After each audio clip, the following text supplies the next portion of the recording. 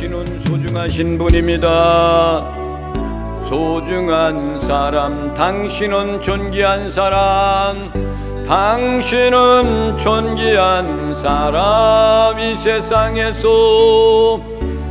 세상이 하나뿐인 당신은 너무나도 소중한 사람. 당신은 소중한 사람, 당신은 소중한 사람, 당신은 존귀한 사람, 당신은 존귀한 사람. 이 세상에 하나뿐인 당신은 너무나도 소중한 사람. 그런 당신을 사랑해요. 그런 당신을 사랑해요. 그런 당신을 축복해요. 그런 당신을 축복해요. 사랑받기에 합당한 당신을 주의 이름으로 사랑합니다. 할렐루야. 옆사람 인사를 나눕니다. 하나님은 당신을 사랑하십니다. 하나님은 당신을 사랑하십니다. 당신은 소중하신 분입니다. 당신은 소중하신 분이십니다. 당신은 존귀하신 분입니다. 요즘 감기가 심해가지고 못 오신 분들이 많이 계십니다. 여러분들 건강을 조심하셔야 되고, 또 코로나도 지금 왕성하게 퍼지고 있어요. 조심하시고 마스크 꼭 쓰고 다니시고, 그리고 많은 사람 있는데 가지 마시고. 할렐루야. 오늘 우리에게 주시는 하나님의 말씀은 시편 137편 1절부터 9절에 있는 말씀. 제가 가지고 있는 성경은 구약성경 902페이지가 되겠습니다. 구약성경 902페이지 시편 137편 1절부터 9절에 있는 말씀. 3.1절 절기가 지난 금요일 날이었습니다. 우리 교회력으로 3.1절 기념 예배를 오늘 드리는 거예요. 우리 민족도 유대인들과 같이 이스라엘 민족과 같은 아픔의 경험이 있었잖아요. 그래서 우리는 3.1절 날 이스라엘 민족들의 아픔과 서러움을 노래했던 시편 137편에 있는 말씀을 함께 은혜의 시간이 되기를 바랍니다. 1절 말씀을 제가 읽겠습니다.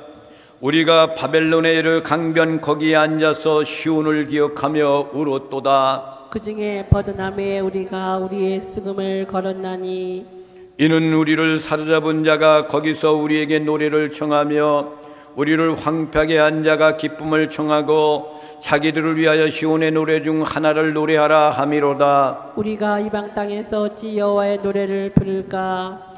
예루살렘아, 내가 너희를 잊을진대 내 오른손이 그의 제주를 잊을지로다. 내가 예루살렘을 기억하지 아니하거나 내가 가장 즐거워하는 것보다 더 즐거워하지 아니할진대 내 혀가 내 이청장에 붙을지로다.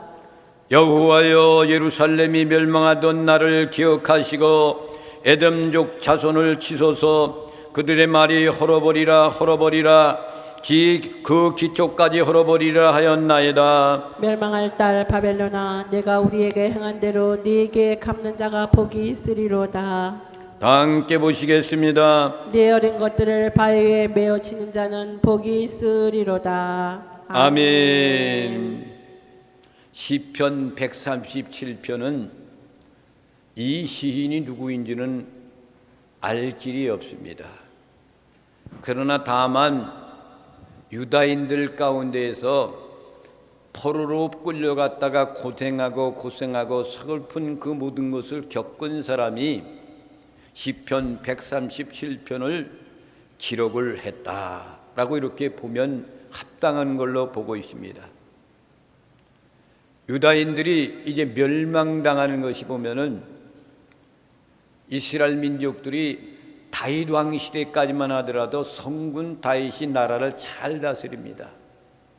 그리고 아들 솔로몬한테 그 왕위를 물려주고 나서 솔로몬은 1000번제를 드리고 하나님의 축복을 받는 것이 지혜의 왕이 되는 거예요.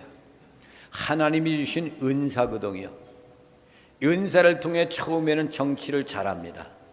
그래서 하나님의 성전 예루살렘 성전도 건축하고 모든 것을 준비한 것은 다윗이 다 준비했지만은 하나님 앞에 다윗이 성전 건축하기를 간절히 소망했지만 하나님이 원치 않는 거예요. 그래서 솔로몬한테 물려주어서 솔로몬이 건축하고 부귀영화를 누립니다. 그런데 이방 여인을 취함으로 말미암아서 정략 결혼을 해요. 나라와 나라 간에 정략을 맺는 거예요. 그러니까 우리 딸들을 데려가고 우리 너희들 딸을 우리한테 보내고 이런 일이 벌어지는 거예요. 나라를 안전하기 위해서 그들이 했지만은 하나님은 그들을 향하여 뭐라 하냐면 혈육관계, 이스라엘 민족들은 다른 사람들하고 그 족속들하고는 결혼하지 못하게 돼 있어요. 법이 그렇단 말이에요. 왜 그렇습니까? 다른 민족들하고 결혼하면 그들이 섬기는 신을 갖고 온단 말이에요. 그러니까 하나님은 절대 하지 말라 그랬는데 솔로몬이 왕으로서 일때 정략 결혼해가지고 사람들을 많이 왕후들을 데리고 오니까 그들이 가지고 들어온 우상이 성전 안에 가득히 있더랬단 말이에요. 하나님의 성전, 거룩한 성전에 이방신의 물체들이 거기 와 있고 그들이 와서 그것을 섬기고 있단 말이죠. 그러니까 하나님이 그를 버리시는 거예요.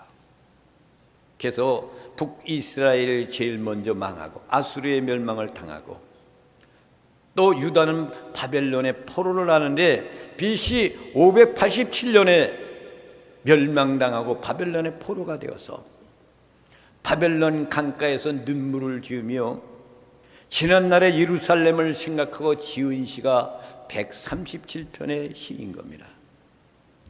남유다가 바벨론의 포로에서 겪은 수치와 모욕을 그대로 기록한 시가 시편 137편입니다.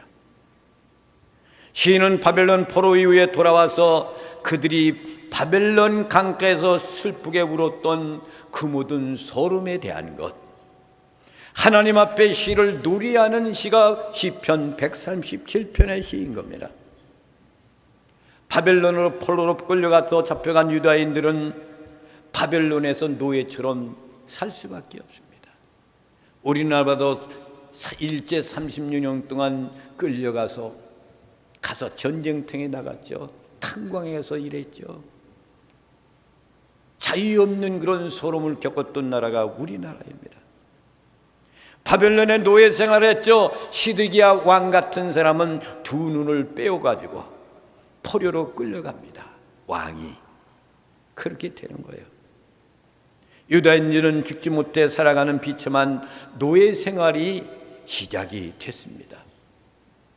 바벨론 사람들은 성전의 성물을 가지고 그들을 다 가져 솔로몬의 성전에 있는 것, 그 유물을 가지고 가가지고 그들이 술자리, 그들이 섬기는 그런 귀신의 거기에 포로로 쫓겨간 그런 유다인들은 불러가지고 그들을 하나님께 노래를 불렀던 여호와의 노래, 하나님의 노래를 그 자리에서 흥을 돋워가면서 강행하고 부르라 이거예요. 그들의 난잡한 술판에 하나님을 찬양하는 노래를 부르라고 강행하니까 그들이 이러한 난장판에서 하나님을 찬양하는 노래를 부른다는 것은 치욕스러운 수치구나. 그들이 고국을 떠나서 남의 나라에 있을 때 그때 생각하는 거예요. 예루살렘을 생각하고 거기서 하나님께 예배드렸던 것이 어찌하여서 우리에게 이렇게 모욕을 주면서 이 술자리에서 여호와의 노래를 부르라고 이렇게 강요하고 있는가. 이 지옥 속인 그런 것을 당하면서 그들은 밤이 되면은 강가로 나가는 겁니다.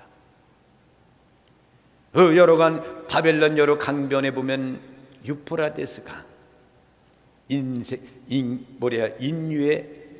인류의 문명의 발생지가 유프라테스 강 아닙니까?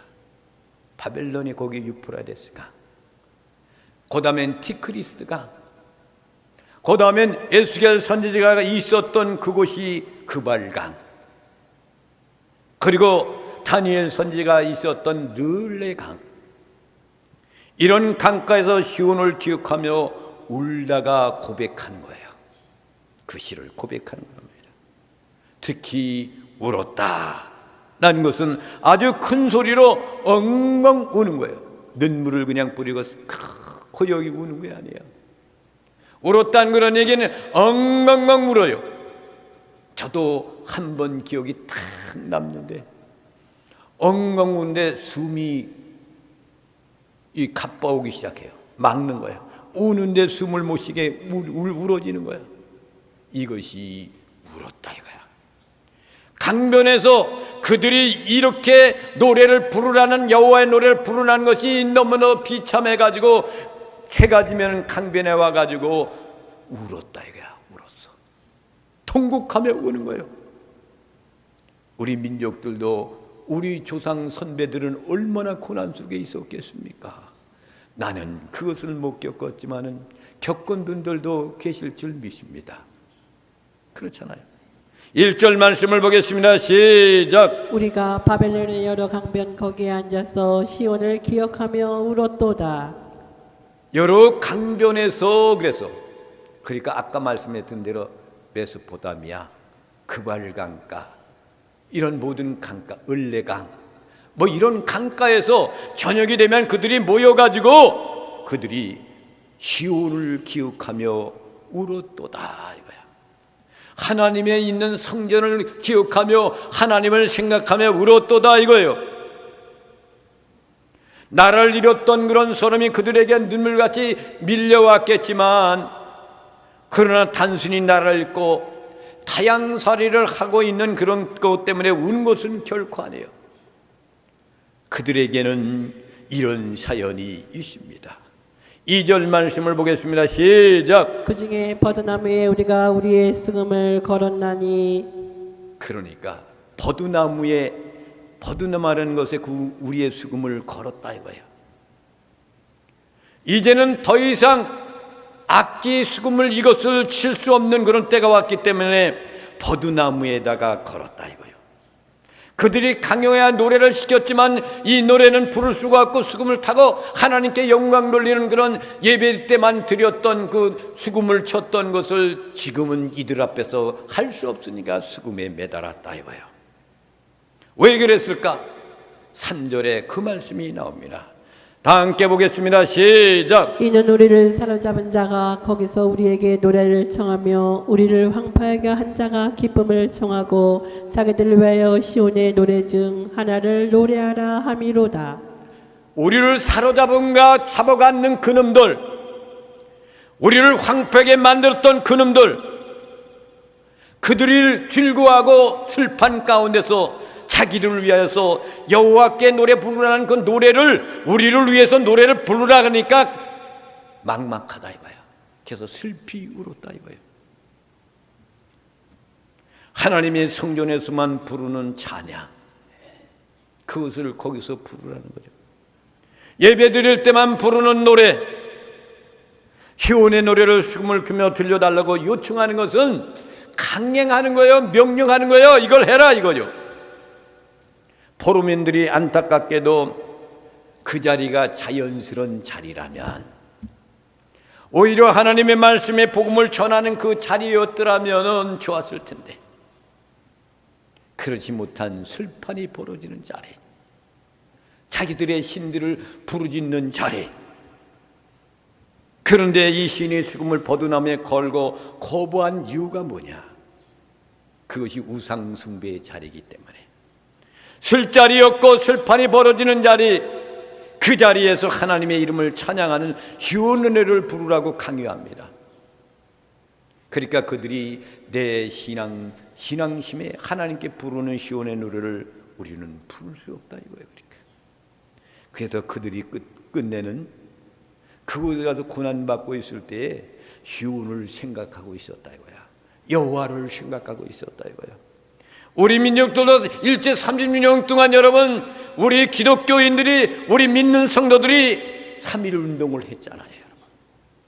서재필 위대하신 분 아시죠? 서재필. 우리는 학교 다닐 때 서재필에 대해서 그 공부를 했어. 다 서재필 같은 사람. 그런 모든 사람들이 이 나라 조선이라는 나라를 독립하기 위해서 독립만세를 부르기 시작하고 그 운동했던 사람들이야. 자유가 없는 데서 미련을 보내서 몰래 이렇게 해가지고, 우리가 잘 아는 유관순 여사 알잖아요. 학생으로서 독립만세 부르다가 끝장난 사람. 저 안현역에 충청도 가면 유관순 기념관 교회가 있습니다. 이런 분들의 피 흘림으로 순교했던 그 피를 통해서 우리나라가 다시금 회복하는 역사가 일어나지 않았습니까? 아멘. 이들이 신앙을 그때 비로소 깨닫고 우리의 신앙의 양심으로서는 하나님께 찬양하는 이 노래를 우리는 절대 부를 수 없어서 엉엉 울었다 이거예요. 4절 말씀을 보겠습니다. 시작. 우리가 이방 땅에서 어찌 여호와의 노래를 부를까? 어찌 이방 땅에서 여호와의 노래를 부르냐 이거죠. 그러니까 이 말은 이 땅, 이방 땅이라는 그런 얘기는 그들이 섬기는 신 앞에서 어떻게 우리가 하나님께 찬양하는 그 찬양을 부르냐 이거예요. 그러니까 이런 세월이 그들에게 얼마나 흘렀습니까? 70여 년이란 동안 얼마나 가슴 아프고 고통스러움을 찢어가는 가슴을 치면서 그들이 강변에 와가지고 그들이 슬프며 이렇게 했다 이거예요. 그래서 그들의 마음속에 하나님을 항상 절규와 하나님을 향한 부르짖음이 하늘에 사무치기 시작하는 거예요. 그래서 우리 믿음의 사람들은 고난과 역경 속에 억압을 누를 때 비로소 그때 우리 신앙이 살아나기 시작하는 겁니다. 여러분이 잘되고 잘나가고 모든 것이 형통할 때 하나님 잊어버리기가 딱 쉬워요. 그렇지만 어려움 속에 있고 고통 속에 있을 때 그때 우리는 하나님께로 도각기가 신앙인들. 아멘. 여러분 그것을 기억하시기 바랍니다. 아멘. 그래서 그들의 마음속에 하나님을 향한 혈교와 하나님을 향한 부르짖음이 하늘에 사무치기 시작하는 거예요. 그리고 바벨론을 향한 복수심과 억울함이 그들에게 사무치게 되어 있습니다. 그만큼 유다 백성들의 좌절감은 깊었을 거예요. 오늘 말씀에 보면 버드나무에 수금을 걸었도다 했습니다. 여러분 버드나무는 히브리어로 아라빔입니다. 잎사귀가 하얗고 빛이 나기 때문에 히브리어로 뭐라고 그랬냐면 오이시 에루라고 이렇게 이야기합니다.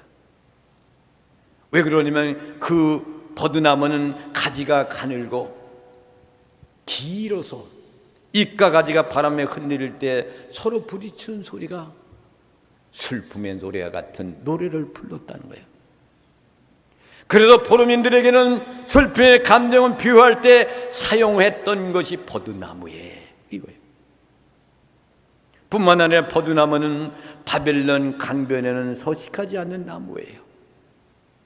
그런데 팔레스타인에도 초막절이 시작을 되면은 버드나무 가지를 흔들면서 그 절기를 즐겁게 지켰던 것을 그들이 생각을 하며 옛날에 과거에 있었던 예루살렘 성전을 그리워하면서 그렇게 고백하는 겁니다. 또한 수금이라는 것은 악기로서 비파 하프를 말하는 겁니다. 이것은 하나님 앞에 예배를 드릴 때 사용하는 악기예요. 제사를 드릴 때 그것을 버드나무에 걸었다 이렇게 고백하고 있잖아요. 그 악기를 연주하지 않겠다는 의미를 가지고 있는 거예요. 이제는 이 악기를 가지고 하나님께 찬양하고 영광 드리는 악기인데 이것은 버드나무에다 걸면은 이제는 이 악기를 연주하지 않겠다 이거예요. 여러분 걸다라는 그런 얘기는 뭡니까? 나 사람을 목매달아 사형 집행할 때 주로 사용했던 것이 걸다예요. 옛날에는 여러분 사람을 사형시킬 때 목을 달았잖아요. 자살하는 사람들도 목을 달고서 죽는 사람이 많이 있었어. 목을 이렇게 막으면 숨통이 막혀서 죽는 거예요. 사형을 집행할 때 야인시대 보면 이정재도 목 매달아 죽잖아요. 사형 집행한단 말이에요. 그러니까 이거 버드나무에 비파를 걸었다, 그런 얘기는 뭘 얘기하는 거예요? 처형당한 죄수처럼 걸려는 느낌을 전달해 주는 그런 말씀인 겁니다. 수금을 키며 찬양했던 삶의 모습이 중단된 아주 서글픈 상태를 묘사하는 것이 수금을 버드나무에 걸었도다 이거예요. 이후로는 그거를 안 치겠다 이거예요. 사형당하는 것 같이 수금이 없어지고 나도 없어진다 그 얘기죠. 그리고 시온 노래 여호와의 노래라 그랬습니다. 이것은 사람 위에 부르는 노래가 결코 아닙니다. 오직 하나님의 영광을 위해 부르는 노래가 시온의 노래, 여호와의 노래예요. 그런데 이들이 바벨론 포로 생활하며 그들이 자기의 술판 가운데서 난장판 속에서 여호와의 노래, 이 노래를 부르라고 그러니까 어찌 부를 수 있겠느냐 이거죠. 4절 말씀을 보겠습니다. 시작. 우리가 이방 땅에서 어찌 여호와의 노래를 부를까? 어떻게 남의 땅에서 여호와의 노래를 부를 수 있겠는가 이거예요. 그 얘기는 뭡니까? 하나님 앞에 부르는 찬양을 너희들 앞에서 노래를 부를 수 있겠느냐 이거예요. 그러면서 예루살렘을 잊지 말아라 라는 그런 말이 나옵니다. 5절부터 6절에 있는 말씀을 봅니다. 시작. 예루살렘아, 내가 너를 잊을진대 내 오른손이 그의 재주를 잊을지로다. 내가 예루살렘을 기억하지 아니하거나 내가 가장 즐거워하는 것보다 더 즐거워하지 아니할진대 내 혀가 내 입천장에 붙을지로다. 이것이 예루살렘을 향하여서 고대하는 이들의 고백인 거예요. 공동 번역에는 이 말씀이 어떻게 되면 예루살렘아, 내가 너를 잊는다면, 예루살렘을 내가 잊어버린다면 오른손이 말라버릴 것이다 이거야. 우리 손이 말라버린다. 절대로 예루살렘을 잊지 않겠다 이거예요. 우리 아버지, 우리 대한민국이라는 이 나라, 그 전에 조선이라는 나라 일제 30년 동안 고난당할 때 조선인은 나를 잊지 아니하리라 라고 독립만세를 부르지 않습니까? 또 내 혀가 입천장에 붙을지어다 그래서 여러분, 혀가 입천장에 붙으면 어떻게 말을 하겠습니까? 그만큼 예루살렘을 잊을 수 없다는 역설적인 강조의 그런 말씀이에요. 왜 바벨론으로 이들이 끌려갔습니까? 모세가 간곡하게 부탁하는 것이 율법을 준수하고 살아라 그랬어요. 그러면서 모세가 그들에게 유언의 말씀을 합니다.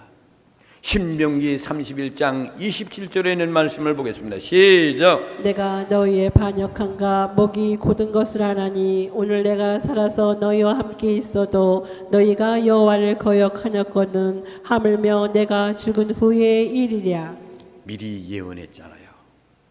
오늘 내가 살아서 너와 함께 있어도 너희가 여호와를 거역하거든 하물며 내가 죽은 후의 일이야.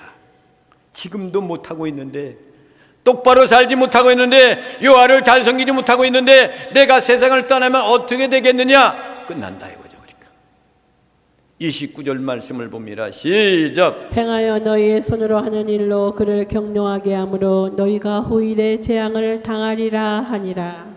할렐루야. 너희가 후일에 재앙을 당하리라 하니라 그랬잖아요. 미래에 대한 모세가 이렇게 되면 너희들은 멸망당한다, 재앙을 당한다 이거예요. 유대인들에게 범죄한 것은 우상 숭배입니다. 여러분들은 우상이 없습니까? 하나님보다도 더 사랑하는 것은 우상입니다. 우리 한국교회가 이 우상에 제대한 것을 이걸 잘 알아야 됩니다. 한국의 여러분 장례 문화가 바뀌어야 됩니다. 이거는 기억해야 돼요. 사람이 세상을 떠나고 나면 거기에다가 사진 영정 걸어놓고 꽃 갖다 다 이렇게 가서 여러분이 참배한다고 꽃 갖다 이렇게 되죠.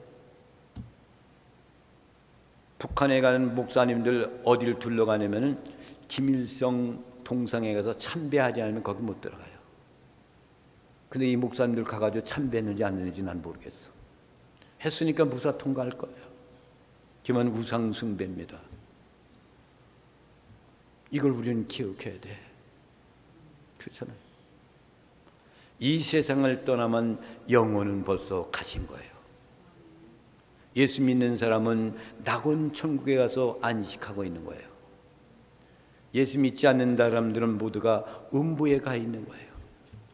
그 영혼이 육신은 흙으로 돌아가는 것이 마땅하지 않습니까? 주님 강림하실 때 낙원에 있는 영혼을 주님이 데리고 오십니다. 그러면 부활하실 때 육체가 부활하면 그것과 맞는 것이 신령체 신령한 몸이야. 그걸 갖고 주님 만나러 가는 거야.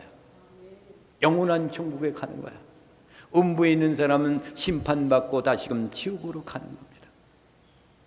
이들이 범죄한 것은 우상 숭배 때문에 그런 거예요. 하나님은 그들이 돌아오기를 기다리시다가 그들에게 바벨론 포로 생활을 가게 만드는 겁니다. 그 다음에 에돔 자손을 치소서 이런 말씀이 나오죠. 7절 말씀을 봅니다. 시작. 여호와여, 예루살렘이 멸망하던 날을 기억하시고 에돔 자손을 치소서. 그들의 말이 헐어버리라 그 기초까지 헐어버리라 하였나이다. 예루살렘이 멸망당할 때 예수의 후예인 에돔 족속들은 예수의 후예가 있잖아요, 여러분. 그것이 에돔 족속이란 말이에요. 그러면 유다인들에게는 말이야 형제 족속이에요. 그런데 유다의 멸망을 자축하는 부추기고 있어요. 이들을 바벨론한테 포로 생활 가게끔 부추기고 말이야 막 망하게 만들라 이거예요. 그래야 그들은 시인의 기도처럼 에돔 족속은 멸망하게 기적하게 헐어버리게 하여 달라고 지금 137편 시인이 고백한 것처럼 그때 유다 민족들이 똑같은 마음을 갖고 있는 거야. 우리들이 망해서 끌려가서 망하는 나라가 되기를 원했던 에돔 족속들, 이들 기초까지 헐어버리게 하옵소서 이렇게 고백하는 거예요. 그래야 그들의 시인의 기도처럼 에돔 족속은 어떻게 됩니까? AD 70년에 로마의 침략을 받아서 역사의 뒤안길로 가버립니다. 없어져요.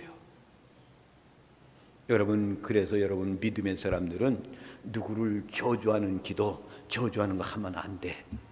그 저주가 너한테 온다는 걸 기억해야 돼.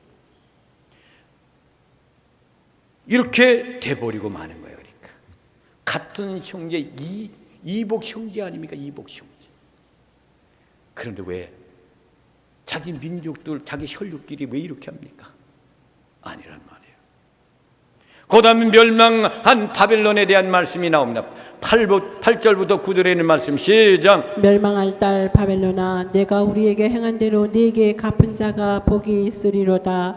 네 어린 것들을 바위에 메어 치는 자는 복이 있으리로다. 멸망한 딸 바벨론아, 멸망당한다는 거죠.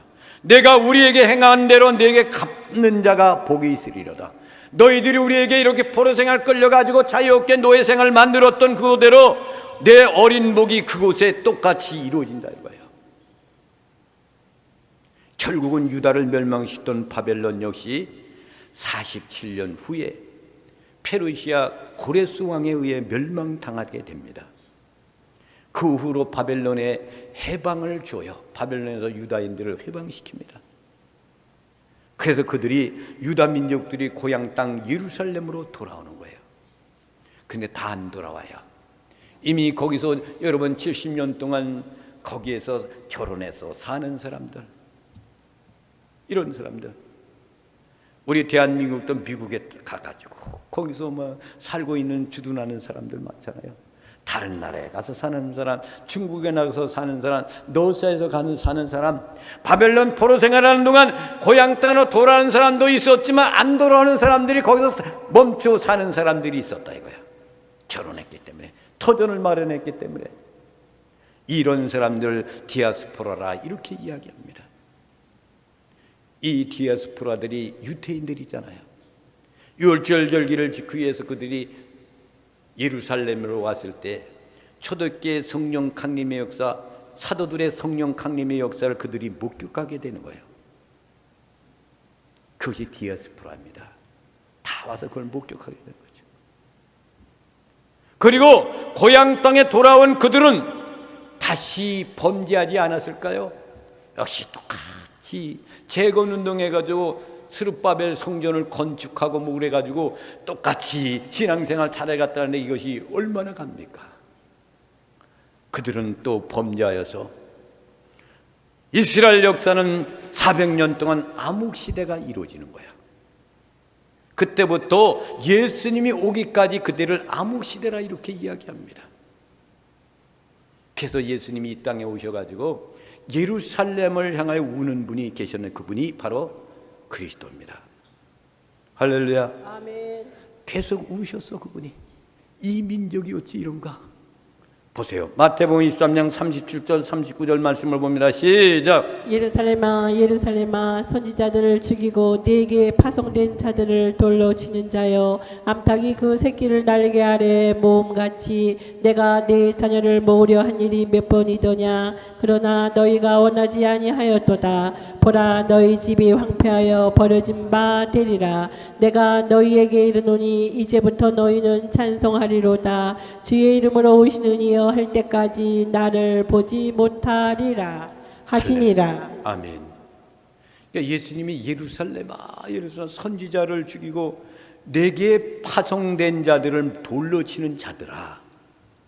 그랬어도 암탉이 병아리 그 새끼 날개로 문같이 내가 내 자녀를 모려 한 적이 몇 번이냐.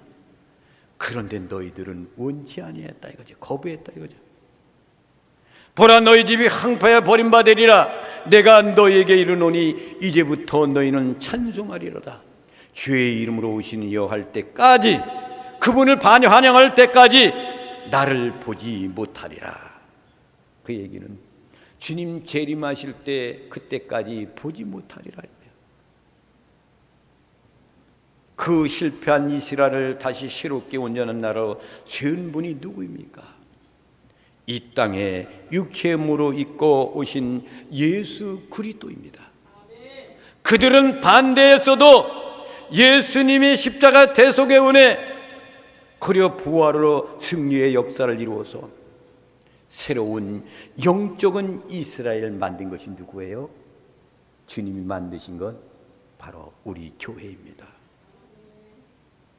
곧 예수님이 그리스도가 되신다라고 고백하는 사람들, 그리스도인들로 그리스도의 몸된 교회라는 이름을 세워줘서 교회가 오늘날 하나님의 나라, 예수님이 요구했던 그 나라, 하나님이 원했던 그 나라를 지금 형성해 가고 있다는 사실 여러분 기억하시기를 바랍니다. 얼마나 은혜가 감사한지 모릅니다. 여러분들은 영적인 이스라엘의 여러분들이 육신적인 이스라엘은 아니지만 주님께서 우리를 불러주셔서 구속함을 받고 하나님의 나라를 이루어 나가면서 교회를 형성해서 우리가 나가는 것이 바로 우리 것이 영적인 이스라엘 나라. 이곳에 동참하는 여러분들이 영적 이스라엘 사람들이 되었으니 주님이 말씀하셨듯이 언젠가를 나를 영접하고 환영할 때가 오리라 그랬잖아요. 여러분들이 이런 축복을 받고 있다는 것을 늘 감사하며 3.1절 우리가 지났지만 잊지 말고 우리 고국이란 이 나라가 일제 30년 동안 고난과 역경 속에 있었지만 하나님이 이 민족을 사랑해 주셔서 독립만세 부르면서 이 나라가 다시금 수복을 이루었다는 것 하나님께 감사하고 우리의 선배들에게 감사하고 그리고 대한민국 건국 이래 이렇게 잘 사는 때가 어디 있습니까? 없어요. 우리가 어렸을 때 얼마나 배고픈 고생을 했는지 몰라. 지금은 고생이 어디 있어요? 그냥 낙마 돌아가니까. 거리에 나가 보십시오. 승용차들이 빽빽하게 다닙니다.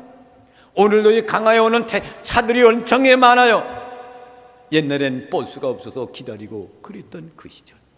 근데 이렇게 하나님이 이 나라를 축복해 주셔서 잘 사는 나라, 그리고 세계 만국을 향하여서 복음 전하는데 앞장서는 대한민국의 교회가 되겠다는 것, 이것을 영원토록 길이길이 이 사명을 잘 감당하여 하나님의 축복받는 나와 여러분이 되시기를 주님의 이름으로 축원을 드립니다.